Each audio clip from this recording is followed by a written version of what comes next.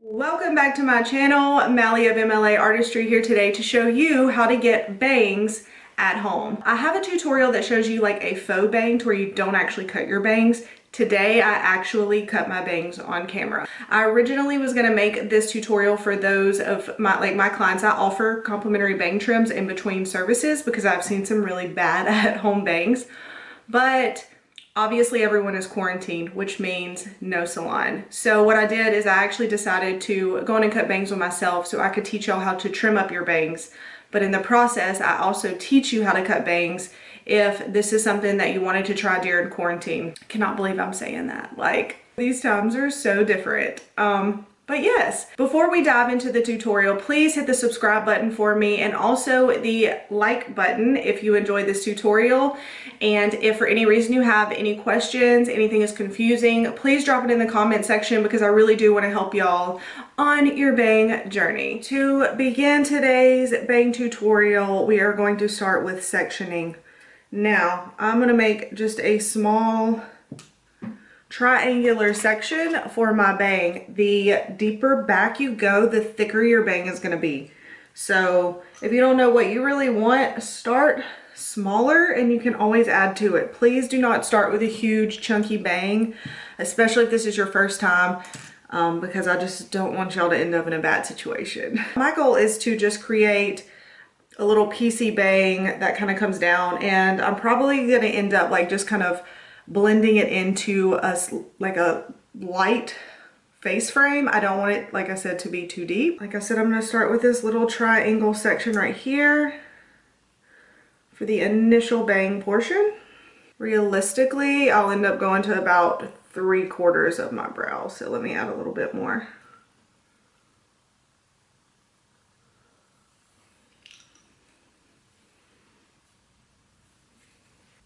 I'm just using my comb to section out. You want a clean section, so take your time with this portion.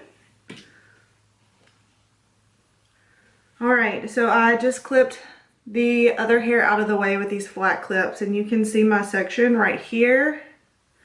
So what it is just a very slight triangle. The high point of the triangle is where I typically part my hair, and then I brought it out to the arch of my brow, which is 3/4 of my eyebrow, which means like if you broke this down into 4, I'm 3/4 of the way over.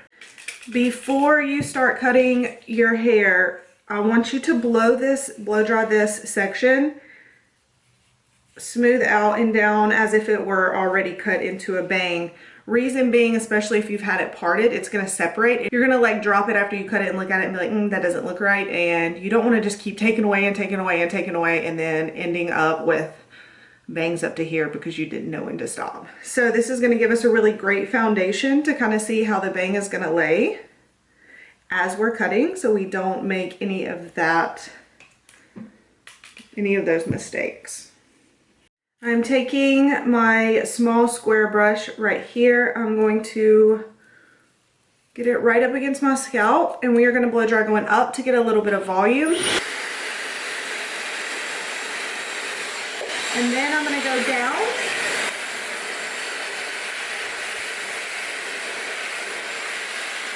Like so. Now, like I said, I do not want a short bang. I'm going for just a nice PC bang, something longer that I can kind of like push to the side and kind of blend into a blend into a face frame, because I don't want a huge bang commitment, but I do want to be able to help y'all if y'all are stuck at home and cannot figure out how to trim your bangs. So I'm going to cut some, like I said, I'm going to do longer because I want to be able to kind of blend them into the side. Always, always, always start cutting at a longer length than you actually want to start, because you're probably newer at this, and if you start right at the point where you want them to sit after we take weight out and stuff, it's probably going to draw up a little bit more, and then they're going to be a little shorter than you actually wanted them.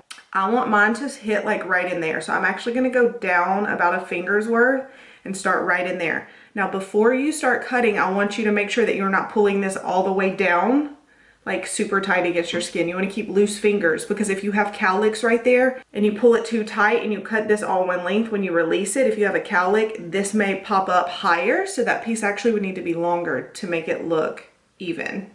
Does that make sense?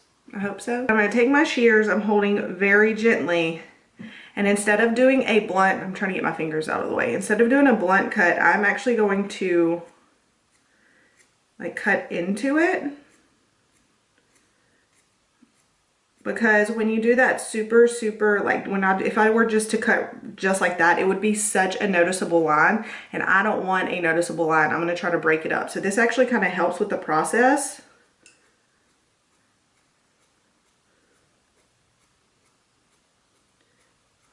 Kind of keeps you from like working against yourself. If you start pulling too much, just re-grab your section. It's better to be safe than sorry. So just like when you do like other crafts and stuff, you know, they always tell you measure 2 to 3 times before you actually cut, you know, wood projects and stuff. Super cute, huh? So that is obviously way too heavy. If I blended that into my side, it would be like a huge chunk. Not what I want. So this is how you layer a bang. So I'm going to pick this whole section up. And do you see, oh wait, hold on, let me get lower. Do you see, get all the way down here. So I'm combing it all the way up. Oh my gosh, how can I do this with where y'all can actually see? If I went straight up as if it were a mohawk, do you see that angle right there? So it goes short to longer. So in order to layer this bang, y'all can see that, we are going to basically cut this corner off. Now, if you don't really know what you're looking for, you don't want to cut too much into the perimeter, which is the bottom line, like the longest point that actually lays on your face where you want it to hit. So to be safe, just take out this very front part so that you're not cutting a hole in your bangs, okay? So basically, I'm just going to cut this corner off, and that's going to create a layering on my bang, so it's not super blunt. This is actually really hard to do on yourself. I feel like I'm like going cross-eyed and stuff. Now, if you have some texturizing shears, you can also pick this section up. I'm gonna go all the way up and just texturize the very end.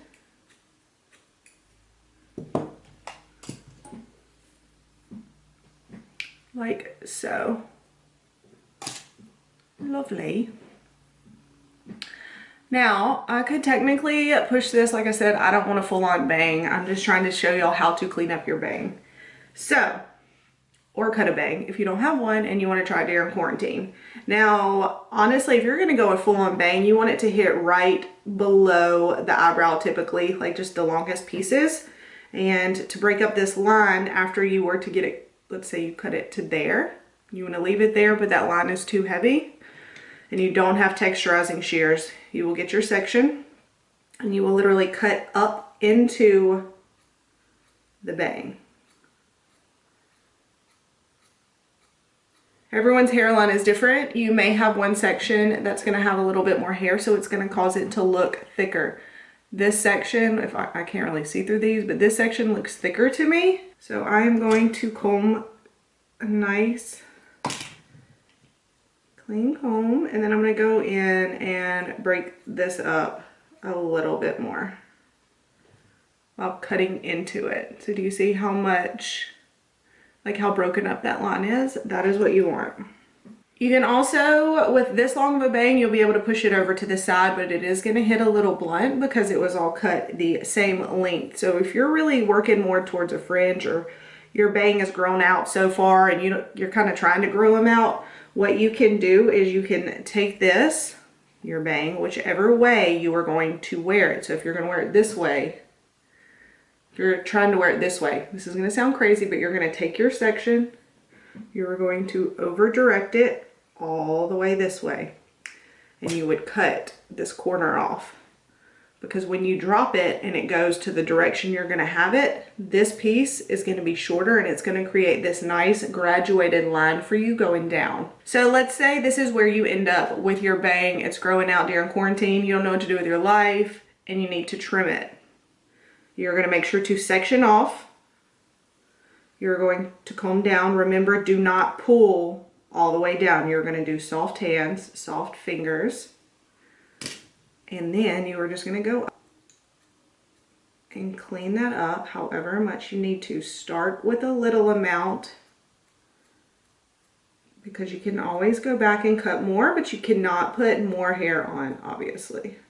I am just going to go in and take them up because I think I'll be able to like kick them to the side cute.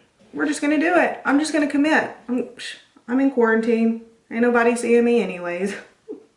I got a big forehead too, so it's not like it's a bad idea for me. So I'm going to take this down. We're going to cut it even shorter. Soft hands.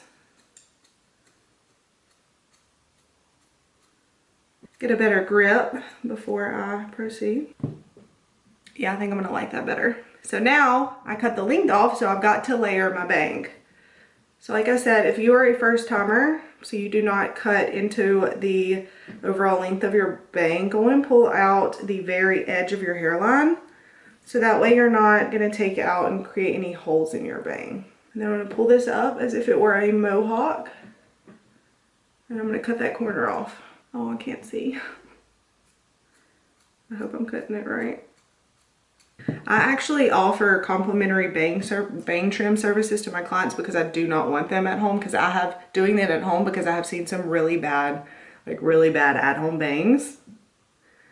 And you know, I kind of get it though, because honestly this is harder doing it on yourself than I imagined it would be. Okay, so now that I did that, I'm going to pull this section up and texturize, which is going to just kind of break it up. Texturizing shears look like this. And what they do is they eliminate weight. Don't get too crazy. So I have texturized and eliminated a little more weight. Now, one thing I want you to realize is when you texturize and remove weight, you texturize or you razor and you're removing weight, or you even layer that top section, it's less weight on your hair, so it's less like pushing down. So what's gonna happen is a lot of times it's gonna draw up a little bit. So I always suggest starting a little longer, layering and texturizing before you remove any more length, because like I said, you don't want to end up getting it the perfect length and then remove that weight and it draw up too much. My hair was slept on. It is super crazy, and honestly I need to like completely re-wet this and restyle it and clean my hair. So I am going to do that and show you the finished product, but I'm not going to touch it anymore from here. What I'm going to do is drop this section right here, because I'm going to blend this into my overall hairstyle. So right here, I'm going to pull out a little bit of my hairline. And I'm going to do the same on this side. And for me, I just want like the tiniest accent, so I'm not going to go deep into my hairline. Like I said, the deeper you make your section, the thicker it's going to be. So I'm going to pull all this back. I just want like some fun pieces that are down and kind of messy when I pull my hair back. So there is that. Now you can see all this texture in it. I am going to flat iron it really fast, but I might actually need to razor a little bit on the ends. For this side section, I am literally just going to comb. You see where that longer piece ends, and I'm just going to blend into that. Again, I'm cutting into the hair. I'm not cutting like down and against it, because I don't want a really, really blunt cut. Just some few fun pieces to kind of blend that in. Like I said, this is harder doing it on yourself, so I'm kind of just doing it whatever way I feel is a little bit more comfortable for me ergonomically. And then I want to pull these two pieces just to make sure they're the same. So you can see that one is actually way longer, so get the same starting point. Now, all of this is way too heavy for me actually, because like I said, I don't want like a full bang. Like I don't want it to be blunt. I just want piecey movement. I do know that this kind of, it looks like a cowlick, but it's because I dried my hair like that, and it has some product in it. So I'm not gonna really overcompensate in that area because like I said, I do not want to do too much and then when I style it right, be like, oh, I cut too much off. But I can tell that all this is just way too thick. I need to see through it a little bit more to get that piecey effect. So I'm going to take my razor and I'm actually going to do kind of small sections so I can see. And I'm just going to kind of go down into it. This is not how you professionally hold a razor, but on myself, like this, it's just easier. All right, and see this piece is a little thick to me, so I'm going to go right in the middle. Just go down it, layer that very end, layer this end a little, this section. I'm just going to kind of slide the very end, and that's going to kind of layer that a little bit more. Now I will go style my hair so you can see how all of it transitions. I mean, I tried really hard to explain it as if I had never done hair and I was going to try to do it myself. I tried not to use any professional terminology. I'm really hoping that that was helpful. If you have questions, like, please drop them in the comment section. Don't just do a thumbs down on the video because you didn't understand a certain part. I am more than happy to help with anything. So yeah. All right, I'm going to go style my hair and I'll be right back.